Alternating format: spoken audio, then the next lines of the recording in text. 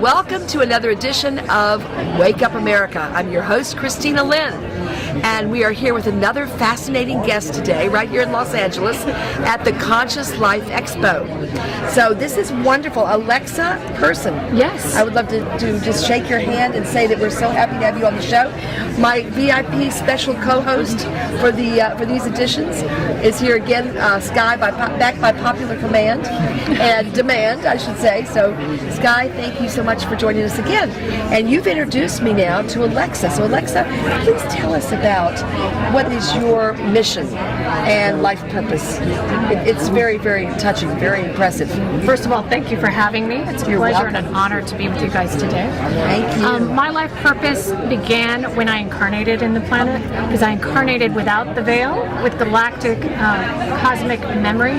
And a lot of people go, oh, that's cool. And I think, well, let's talk about that. You know, it's a little bumpy when you first come in. You have a small, vulnerable little body with galactic consciousness.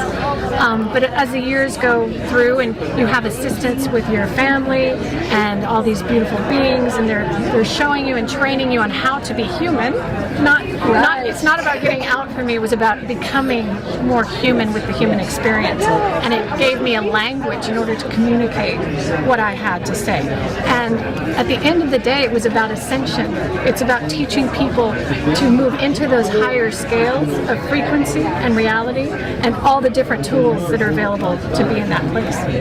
Beautiful. That is wonderful. Now, I've also heard a lot, of course, people know about Ruth Montgomery's books about walk-ins. So you were actually born into a body as opposed to walking in.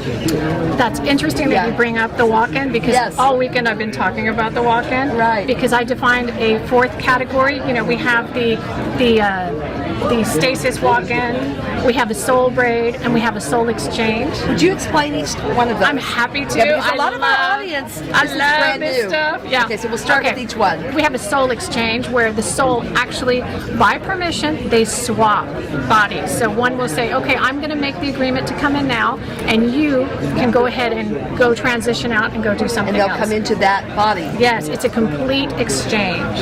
And then we have a soul braid, and it is just like it sounds, where the two souls intertwine, and they agree to stay in that one body to complete the work, because maybe that soul needs support, and the other soul is bringing in some information. So that soul doesn't leave at that point. No, they stay in. And you call that? The braid. The braid. And it sounds, just like it is. Right. Yeah, and then you've got the stasis, and that is really interesting because that's one soul.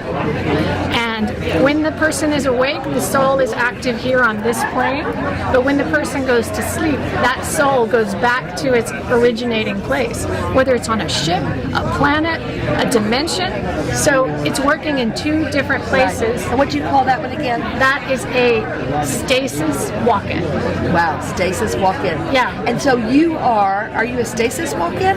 I defined a fourth category. Oh, good. Okay, great. I'm so excited to be here this weekend. I'm like, yes, we're going to talk about it. So glad you came on the show. This is fascinating to me. It's called a fractalized walk-in. Now this one starts with a very small slice of chi, like just a small energetic placeholder, I call it, because if you were to put all of that chi of that being in the body, it would basically destroy it. It wouldn't work. It's too much frequency. So meticulously and carefully, over a long course of time, different sections, millisections are downloaded into the body via implants, DNA, alterations, and at the end of that activation, when it's complete, all the codes are activated. The being remembers their path, their mission, their ascent, what they're here to do for the planet. What would you say to the people who they can't remember their incarnations, and the idea that that's the point is so we can stumble along here and learn quicker. Do you think some people they don't need to have that kind of experience? They're here to do what they're here to do. Like I have an old teacher, she was born with a veil covering her face, literally. Wow. Really? She could see into all of her lifetimes, everyone else's lifetimes, and so that's an extreme kind of situation. But people like that come in, walk-ins and things like that, they're just here to do they've maybe moved through more of their karma, maybe, would you say? Perhaps. I mean, in my case, and I only speak to what I know firsthand, I won't regurgitate other people's stuff. Right. That's good. I remember being in my place, my crystalline family, and I remember choosing my incarnation, studying my family, studying the family group, and saying, okay, it's time. Now you're going to go do that. So then when you incarnate, you've already gone through all these processes and you're just coming to serve and help activate others. So the veil isn't there. So you're here to remember to help guide others in your own experience and not ask them to believe you or do anything like that. You're here to inspire.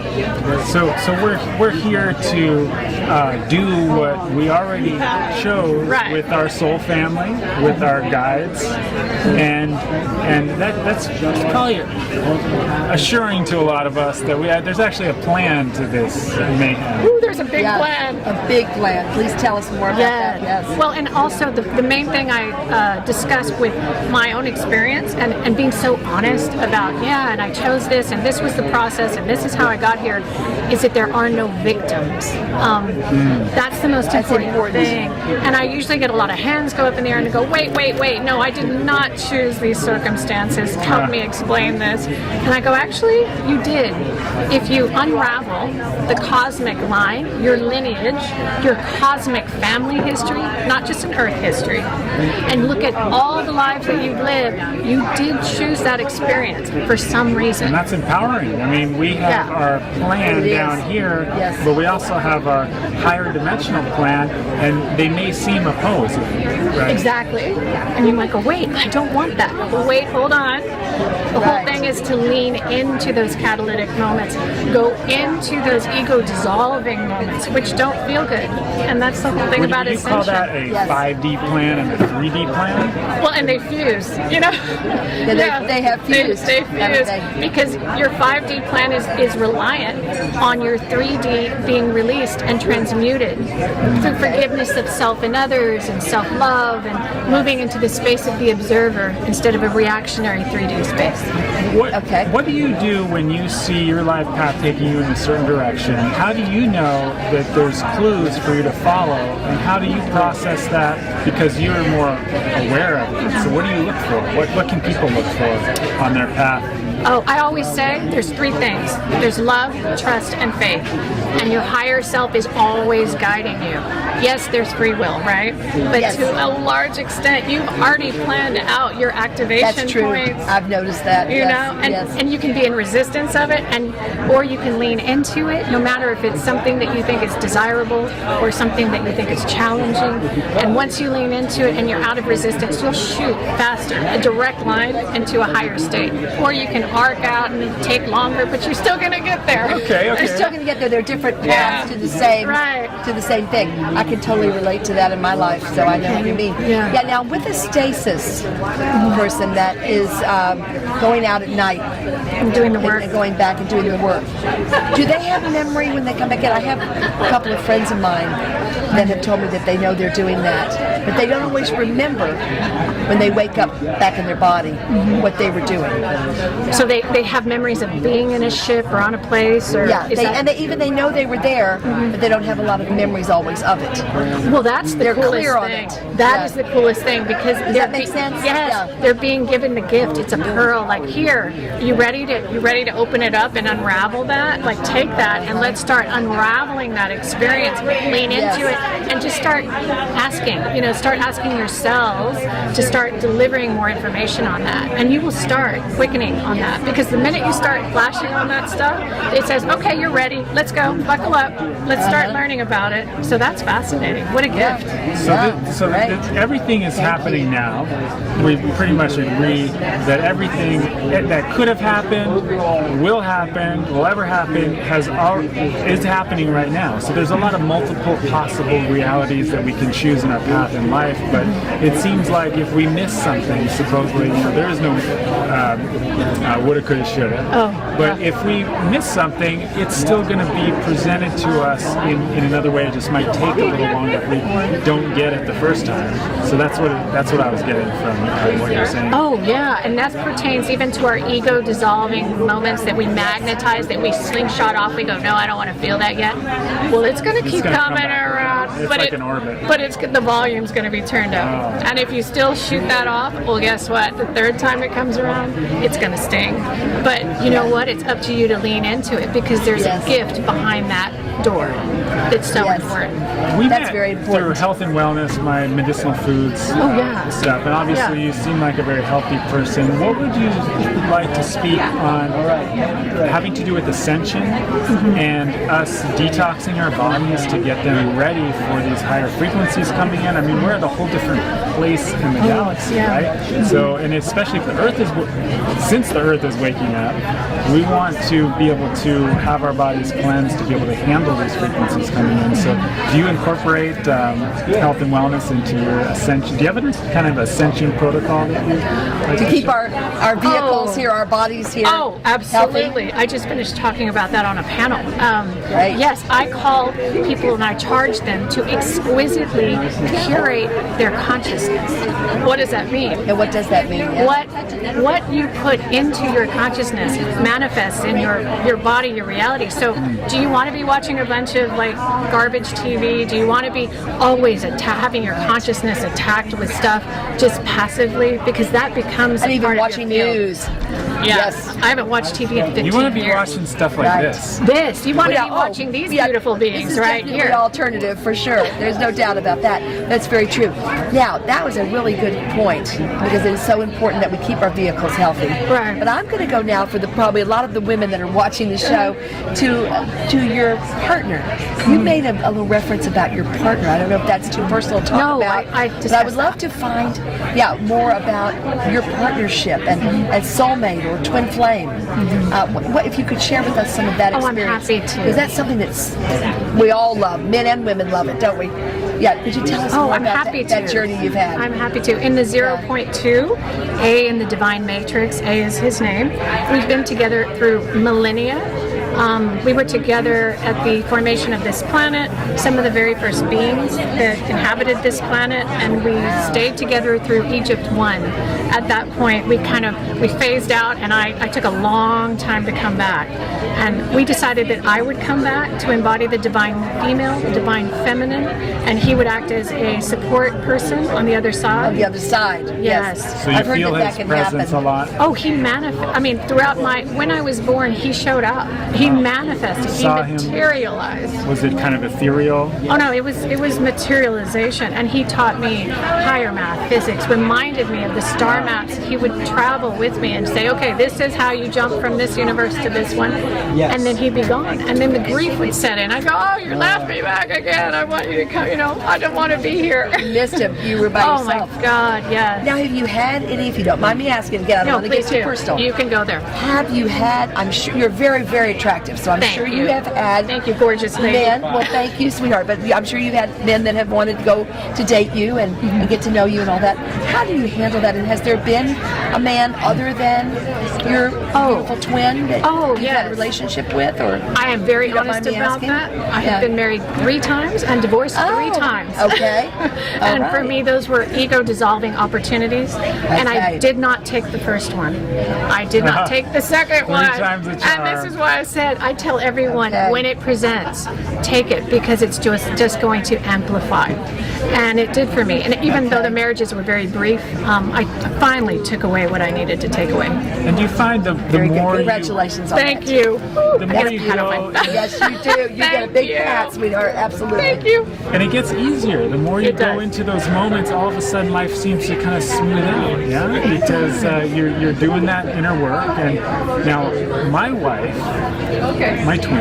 Oh, she's beautiful. She is. Omra, I met her in Hawaii, and we had a special connection. We were friends for a long time. We didn't want to go there, but I didn't want to actually, because I didn't want to mess it up, because there was always so much drama and so much, stuff in the past. So we just had a friendship for a couple years. It's good to hear a man talk about this too. I know, I love this. Yeah. The divine male. Talking Yeah, about the divine male. female. Yes. Eventually we started realizing, like, any reading we'd have or something, they'd be like, you guys are twins. We'd be like, yeah, we know. But The resistance. They were always surprised, because they'd say, normally the twin, they're not in each other's lives, because the attraction, it's so intense, the connection, we bring up so much stuff with each other that they're in and out, woven in and out of each other's lives.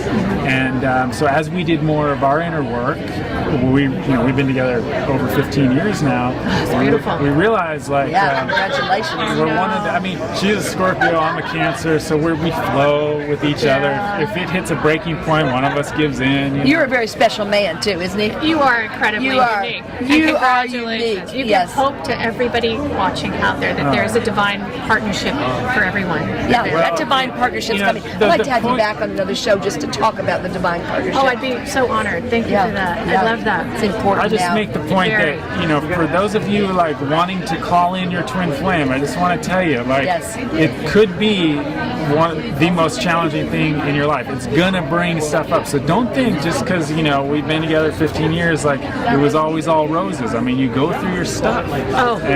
And that's and you like, teach each other, right? You teach each other, and either you learn or you don't. And in this case, like it worked out. So I guess I just don't like to. And you have a beautiful daughter. Oh, gorgeous. And she probably said, "I want these two to be my mommy and daddy." She did. Right? She came. I remember. I'm going to say yes. She did. She chose you, and you're beautiful. Yeah. Star. Omra was had a vision. She was laid on a table, and the Syrians came, which a lot of the beings coming from Sirius, star Sirius right now, they came. So they said, we're sending you a star beam. I named her Star Syria because it was more feminine than Sirius. And she's gorgeous. She's adorable. Yes. Very special. She's a real light thanks for that confirmation. crystal child. It's great to see that kind of reflection. No, it's beautiful what y'all did together, and that she chose you and you chose her, all pre-incarnatively. It's just, I Oh, love and that. then when we have like issues, and one of us will have a kind of a vision of some other lifetime where things didn't go so well, and we'll consciously heal that, and then the next day one of us will pick up on that, and we can talk about it in a different thing. I'll have you on another time to talk about that as well, which will be great. It's been so good to meet with you and What an share. honor. And just in closing the show too, what would you also like to say that you haven't already to our audience as to how from here they're going to say, wow, I want to learn more? Do you have a website, or how can they get in touch with you to grow more in this area and learn more? Absolutely. I have a website, alexaperson.com. Here's my name and spelling. It's just like person. I have books on Amazon, and my articles are all on my website. Feel free to contact me through my website and reach out. But mainly, everyone's And your website is, again? alexaperson.com. Very easy, alexaperson.com. Yes. Fantastic. Thank I want you. to thank you, and I would love to have Thank you you. definitely come back. I would love for to. sure, and I know you're going to want her on your show as well. She's an amazing I'm being guest. So loved here. This will be great. Well, you deserve it. You're waking so many people up. So I'm Kristina. Lynn, thank you so much for joining us for this edition of Wake Up America. Again, we're here with Alexa Person. It was wonderful having you on the show. Thank you. Sky, thanks again for being here with me at the Conscious Life Expo right here in Los Angeles. And remember, Bye, everyone. as we close, it only takes one person to change the world. And we know that's you. We'll see you next time. We got one life, so we not gon' waste it. Living large like the rich and the famous. Give me more. We about to blow. Give me more. Give me more. We got one life, so we not gon' waste it. Living large like the rich and the famous.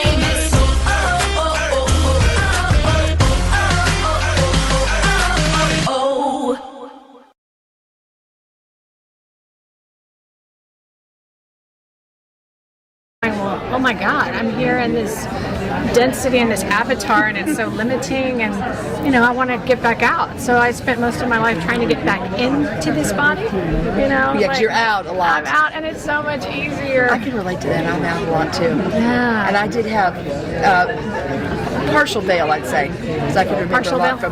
from my other planet. What is there's your home planet? Well, I haven't revealed that yet. Oh, okay, gotcha. But there are many, many planets that I've been on, and Yes. the image of the blue bee is my twin flame partner who's ascended. So I've worked with for millennia. So Beautiful. Oh, wow, that is gorgeous. what's your home That's planet? fantastic. Do you share that? Zenith. Yeah. Love that. You know Zenith?